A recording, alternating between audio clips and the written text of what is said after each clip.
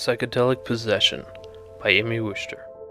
I had just gotten out of an emotionally and verbally abusive relationship, and at the time I was living with two best friends. For the safety of their privacy, let's call them Claire and Jenny. Jenny was in an extremely toxic relationship as well at the time, with someone who was abusive, and we wanted to have a girls' night to make up for all the shitty situations. After talking about things we could do, we all cracked open a beer and started drinking.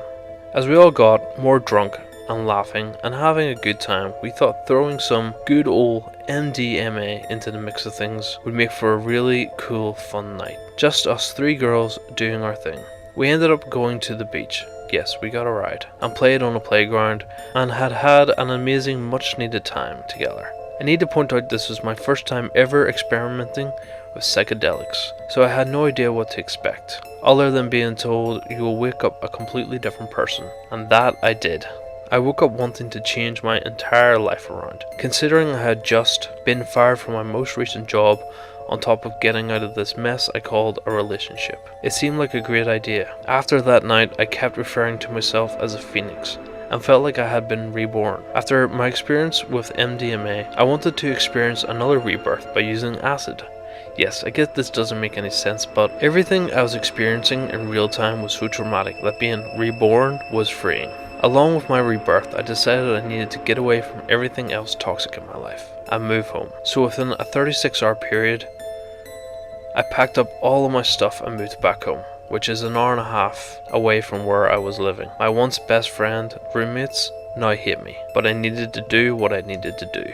Now that you sort of have a backstory, let's jump into the real story. Once I moved home, I reconnected with a friend who has been in and out of my life for 17 years. We met in first grade, becoming best friends, and the rest is history. She has been experimenting with drugs a lot longer than I had. So when I asked her if she wanted to do acid with me, of course she said yes. Let's call her Emily. Emily has these two friends who are extremely spiritual, as am I, so no offense, but are very open-minded to anything and everything. They make their own MDMA and acid because they want to know it's pure and healthy for their lifestyle. I have known the male in the relationship for almost as long as I've known Emily, so I felt safe there and felt very welcomed and at home with them. They even had the most loving pit bull that I couldn't stop petting. Let's call them Travis and Ali. I started talking to them about my MDMA experience and referred to myself as a phoenix, just to find out Ali had been painting a picture of a phoenix for an upcoming festival. Emily had told me how Ali had tarot cards and how Emily would have Ali read hers from time to time.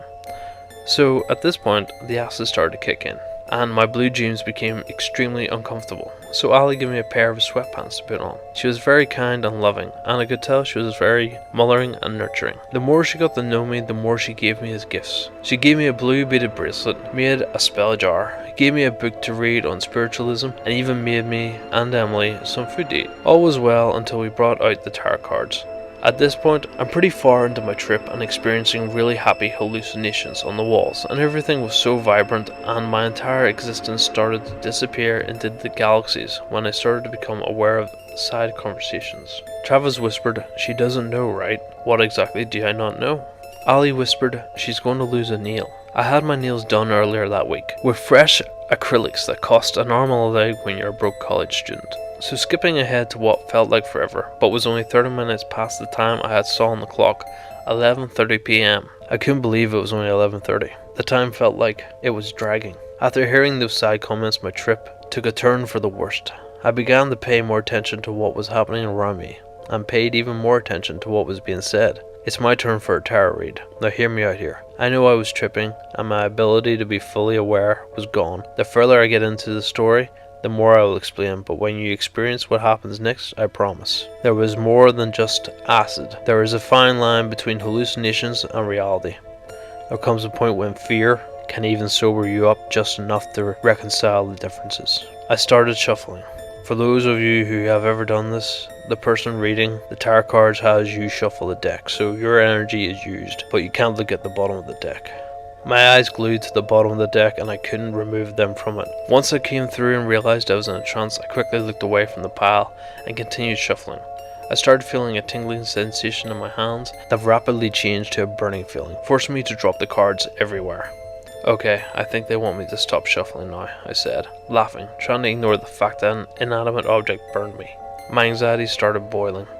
And as I'm starting to reach this part of the story, my anxiety in real life is also boiling because I believe whatever is attached doesn't like me to talk about it. Swords across the board. Again, I wasn't in the right mindset to remember every card, but she did a past, present and future layout. The present card was 10 of Swords, meaning betrayal. Beware of what's going on.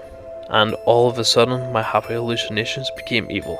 I started seeing 666. Upside down pentagons and everything vibrant turned red, black and white. I tried to control my thoughts and control what was going on, but the hallucinations became stronger and my mood completely changed. I was angrier than I have ever been before. I was mad. I wanted nothing to do with anyone there. I threw the book and spell jar as far across the room as I could with lots of force. The spell jar smashed and broke against the wall and the book made a giant bang sound. I started screaming "get out" over and over in a deep angry voice that wasn't mine. My entire face would become numb to me except the constant feeling of scratching in my throat. Everything I touched the valleys burned and stung me when I touched them. All of a sudden I couldn't control my body. I was standing up all on my own. The once nurturing Molly Alley was evil. Her eyes turned black and all my anger was toward her. I wanted to kill her. Something in the way she looked at me made me very uneasy and queasy. At the point my body had somehow moved from the living room to the kitchen and the dog started to attack me, ferociously barking at me, trying to bite me. Getting some of my consciousness back, I had just enough time to say to Ali, Emily and Travis, I don't know what's going on, but whoever doesn't like me and wants me gone. I scrambled to open the door as the dog keeps barking and growling in my direction. I finally opened the door and get outside. I lost consciousness again, and when I came back to it I was running down the road with Emily chasing after me and the barks howling with the wind. Still full of rage and anger I stopped running and started walking. I need you. I don't know what's going on, but I need you. I struggled to even make this sentence as the slower I walked the angrier I got. So I had to start running again. Assuming the time being 12 AM, there was nothing but darkness in front of me, and a whole lot of road and a couple of farms. Emily eventually catches up to me and tries to talk me down, and I was getting angry trying to explain what's happening to me. The two of us alone, in the middle of the night, tripping on acid, was a recipe for disaster. Me being terrified at this point, confused and lost, I started crying. I keep walking, mind you, because every time I stopped, the wind would pick up and the colours in my eyes would all turn a shade of red if I didn't. So walking and crying and scared for my life, we approached the farm. The wind started picking up, my anger started getting worse, and I started to lose control of my body once again. I hear my soft pitter-patter turn into stomping, and before I knew it, I was running again. Every car on that farm moved as I ran by, and the streetlights started to flicker. I started to come back to reality again, and this time I kept running. Again, I have no real idea what time it is, but it felt like I had been running for miles. Finally, I see it. I see the end of the road. There's a small store at the end of the street, surrounded with streetlights, and is part of a cute community. That's it, I thought. I made it to the end of the road. At the point my anger has lightened up a bit, and I can start to control the never-ending cycle of emotions. As I thought this to myself, Emily, who is normally very shy and isn't the type to really give advice, just a good listener, started telling me that that's how life goes. You made it. There's always light where there's darkness. Struggles are only dark through the struggle, but you made it to the light. Finally, I realized I had my phone on me, but it was at 16%. Okay, just enough battery to make a phone call, but Emily and I were pressed on time for figuring out how the fuck we were going to do, considering we were supposed to sleep at Ali and Travis's. But the plan quickly went out the window. As we were trying to make contact with her boyfriend or just anyone who would answer, the wind picked up and started swirling around Emily and me. The strong burst of wind got faster, stronger. The trees started rustling with the wind, making the air feel frantic.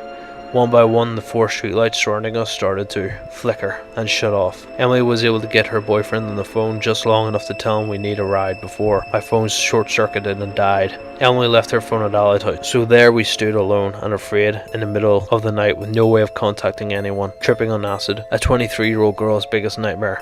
Maybe minus the acid, but you get the point. Finally, her boyfriend arrived, and I was able to get home safely. But him picking us up is far from the end. On the way home, I realized I was wearing Ali's sweatpants, and nearly had to throw them out the window. I remembered I had food that she cooked, so I made them pull over so I could throw it up. I threw the pretty blue bracelet out the window, and that's when I got caught of a glimpse of my hand. And I was missing a nail. Just one nail. It wasn't chipped or broken, it was gone. I tried to remember when I could have hit my nail and when this could have happened, but to this day I still can't remember. If at all, hitting it on something and making it fall off. We pull into my driveway and I quickly say I love you to my best friend and run inside. Before I ran inside, I heard Aime tell her boyfriend not to leave yet, to make sure I was safe and sound. My anger arose once again, and as I make my way to the bedroom, I'm thinking to myself, they need to get the fuck out of my driveway. I don't want them here anymore. This time I was alone. I'm more scared than ever. I didn't know what else to do but wake my mum up. I have never been close to my mum and have always butted heads, but I was so scared and I didn't know what to do. So I woke my mum and her boyfriend up. I crawled into bed with my mum. I go, please don't be mad at me, but I'm having a bad trip on acid and I need you. As soon as I say this, you guys, I shit you not, I heard Emily's boyfriend's car turn on and they pulled out of the driveway.